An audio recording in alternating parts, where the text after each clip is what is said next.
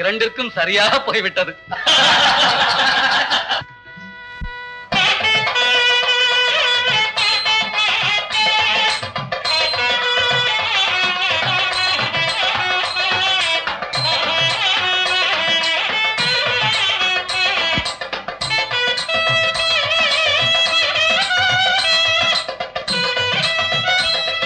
மணமக்கள் இருவரும் முதலில் வலது காலை முன்னே வைத்து உள்ளே செல்லுங்கள்.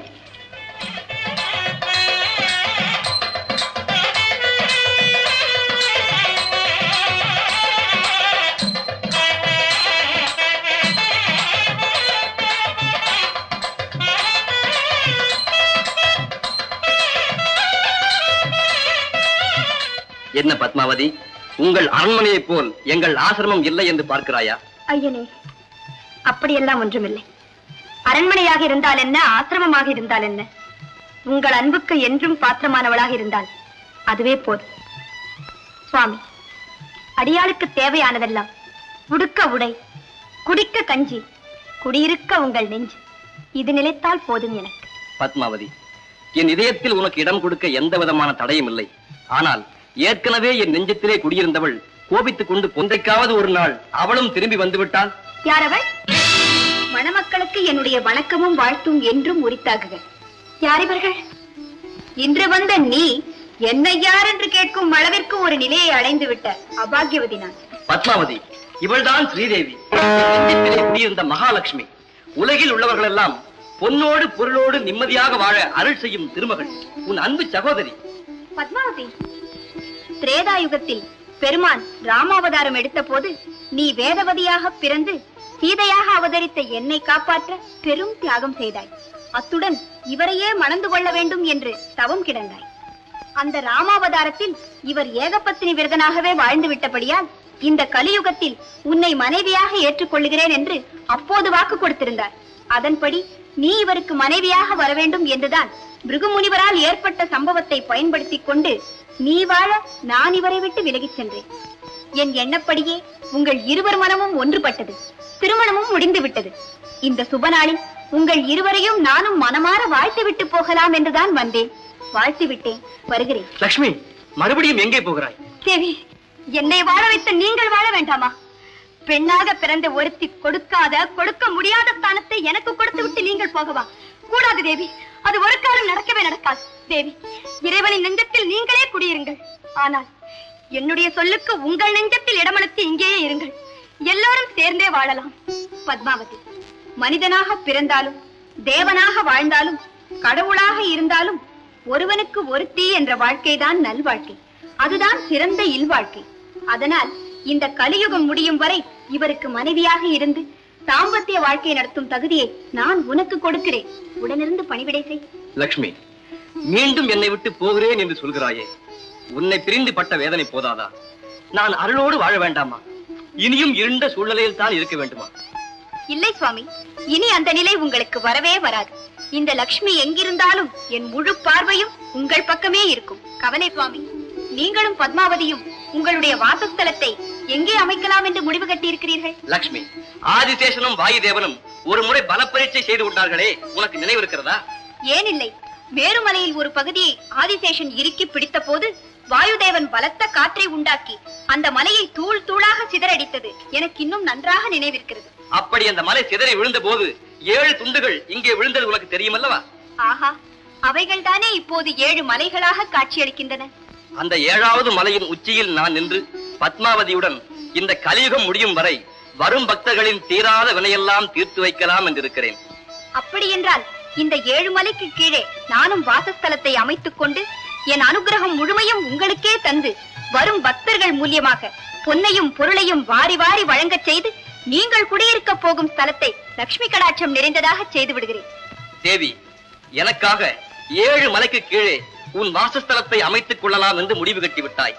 திருவாகிய நீ சார்ந்திருக்க நினைத்ததால் அந்த இடம் திருச்சார்ந்த இடமாகிறது. நீ அங்கு குடிகொண்ட பின் அந்த ஊர் திருச்சானூர் என்ற பெயரோடு புகழ்பெற்று விளங்கட்டும்.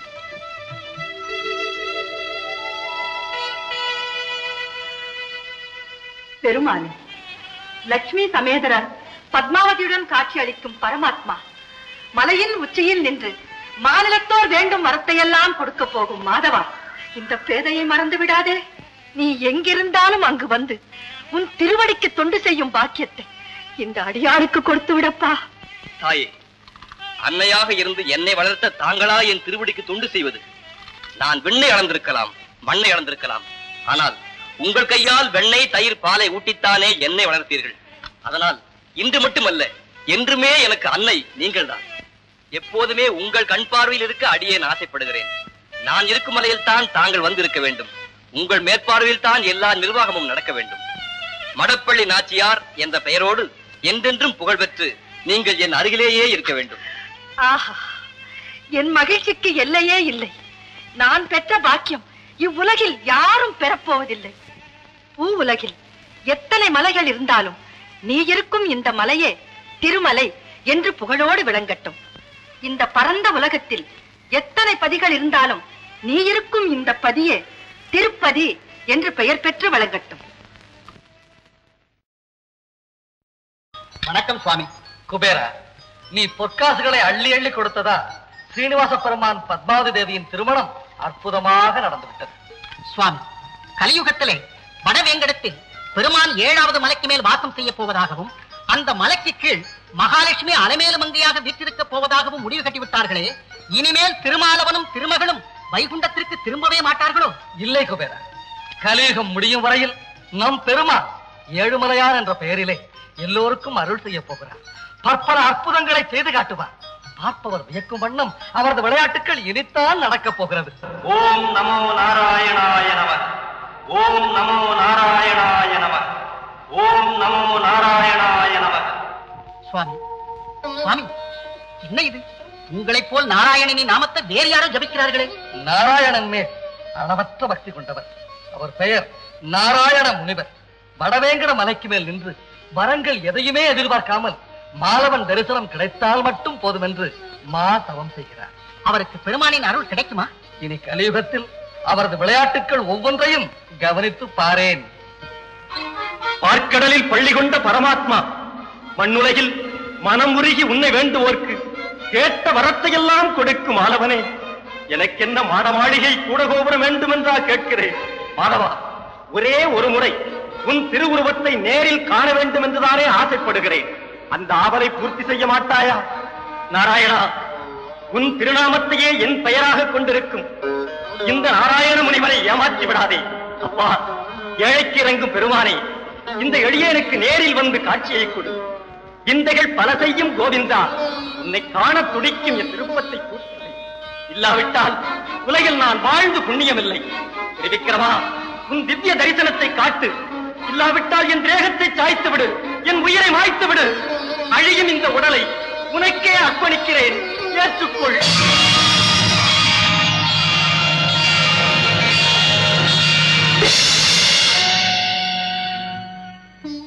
ஆண்டவா! நாராயண முனிவரே, எழுந்திருங்கள். உலகில் உள்ள எல்லோர் அருகிலும் எப்போதும் நான் இருந்து கொண்டுதான் இருக்கிறேன். ஆனால் பாசம், பந்தம் முதலிய பற்றை விட்டு பக்தி மார்க்கத்திற்கு வரும்போதுதான் அவர்கள் கண்களுக்கு நேரடியாக தென்படுகிறேன். ஆஹா, கருணையோடு எனக்கு காட்சி தந்த காருண்ய மூர்த்தி, இந்த ஏழைக்கு இரக்கம் காட்டிய வள்ளலே, உலகில் நான் எடுத்த பிறவி பயனை பெற்று விட்டேன் சுவாமி. முனிவரே, உங்கள் பக்தியை பாராட்டுகிறேன். வேண்டிய வரத்தை கேளுங்கள், உங்கள் விருப்பத்தை பூர்த்தி செய்கிறேன். ஐயனே, எனக்கென்று நான் எதையும் கேட்க பிரியப்படவில்லை. நடக்கும் இந்த கலியுகம் நலமடைய, இந்த யுகம் முடியும் வரை தாங்கள் இங்கேயே நிரந்தரமாக இருந்து உங்களை நாடி வருபவர்களின் குறைகளை போக்கி அருள் செய்ய வேண்டும் சுவாமி. நாராயண முனிவரே, கலியுகத்தை காக்க நானும் இங்கேயே இருக்க வேண்டும் என்று முடிவு கட்டி இருந்தேன். தாங்களும் அதையே விரும்புகிறீர்கள். உங்கள் எண்ணப்படியே கலியுகம் முடியும் வரை இந்த 7வது மலை மேல் நின்று இங்கு வருபவர்களின் தீராத வினையெல்லாம் தீர்த்து வைத்து அனைவருக்கும் காட்சி தருகிறேன். முனிவரே, எம்மை வேண்டி தாங்கள் தவம் செய்த இந்த இடத்திற்கு இன்று முதல் நாராயணாத்ரி என்று உமது பெயரே நிலைத்து நிற்கட்டும். உலகெங்கும் உமது புகழ் பரவட்டும். ஆகா, ஏழுமலையானே, என் வேண்டுகோளை பூர்த்தி செய்த வேங்கடமுடையானே, கலியுகத்து மக்களை வாழ வைக்க வந்த பெருமானே, கருணை கடலே, அதை மேல் நின்றுவிட்ட உனக்கு நிலையான ஒரு கோயிலையும் விரைவில் கட்ட ஏற்பாடு செய்கிறேன். எங்கும் உன் புகழையே பரப்புகிறேன். எனக்கு அருள் செய்.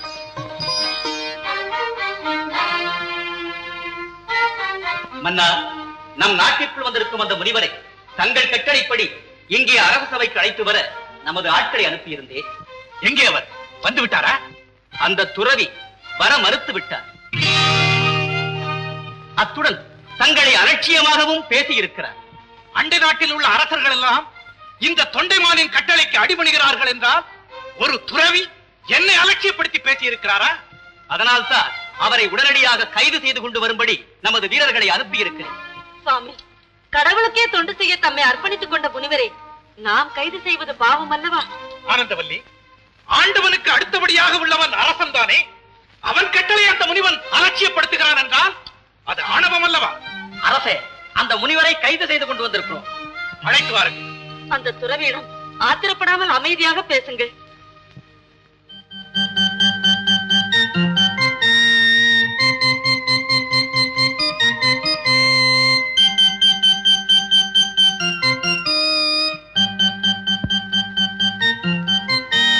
துறவியே, உங்கள் பெயர்? அந்த நாராயணனின் நாமத்தையே வேத பாராயணமாக செய்து கொண்டிருக்கும் என்னை நாராயண முனிவன் என்று அழைப்பார்கள். உங்கள் ஊர்? யாதும் ஊரே. எங்கிருந்து வருகிறேன்? திருமலையிலிருந்து வருகிறேன். உங்கள் கொள்கை? கொள்கை கூட்டம் சேர்ப்பது, நாட்டை ஆள நினைப்பது, ஆள வந்த பிறகு எல்லோரையும் அலட்சியம் செய்வது, இவையெல்லாம் உங்கள் கொள்கை. எங்கள் கொள்கை அந்த கோவிந்தனை மட்டும் கும்பிடுவது. உங்கள் லட்சியம் தான் என்ன? எந்த பிரதி பிரயோஜனத்தையும் எதிர்பாராது எடுத்த இந்த பிறவிக் கடனை தீர்க்க இந்த கலியுகத்தில் கண்கண்ட கடவுளாக விளங்கும் சீனிவாச பெருமான் ஒருவனுடைய புகழை மட்டும் இந்த உலகெங்கும் எடுத்துச் சொல்லுவதுதான் என் லட்சியம். ஸ்ரீனிவாச பெருமான் ஒருவன் புகழை மட்டும்தான் சொல்வது உங்கள் லட்சியம் என்றார். மற்ற தெய்வங்களை நீர் மனதாலும் நினைப்பதில்லையோ? இல்லை, என் நெஞ்சத்தில் வாசம் செய்பவன் அந்த சீனிவாசன் ஒருவன் தான். தீராத வினையெல்லாம் தீர்த்து தேவைப்படும் வரங்களை மக்களுக்கு கொடுத்து உலகத்தை வாழ்விக்க வந்த ஒரே ஒரு கடவுள் என் அப்பன் வேங்கடமுடையான் தான். நீ திருமலையான் மேல் கொண்ட பக்தியின் காரணமாக மற்ற தெய்வங்களை இழிவுபடுத்துகிறேன். இல்லை, நாட்டை ஆளும் சிற்றரசர்கள் பலர் இருந்தாலும் அவர்களை எல்லாம் ஆள பேரரசன் என்று ஒருவன் தானே இருக்க முடியும். அதே போல தெய்வங்கள் பல இருந்தாலும் அந்த தெய்வத்தின் தெய்வமாக விளங்க திருப்பதி ஏழுமலையான் ஒருவன் தானே இருக்க முடியும். அப்படி என்றால் அந்த ஏழுமலையானின் அருள் உங்களுக்கு பூரணமாக இருக்கிறதா? என்னுள்ளே அவன் இருக்கிறான், அவனுள்ளே நான் இருக்கிறேன். உங்களுக்கு ஒரு ஆபத்து என்றால் ஓடி வந்து காப்பாற்றுவானா?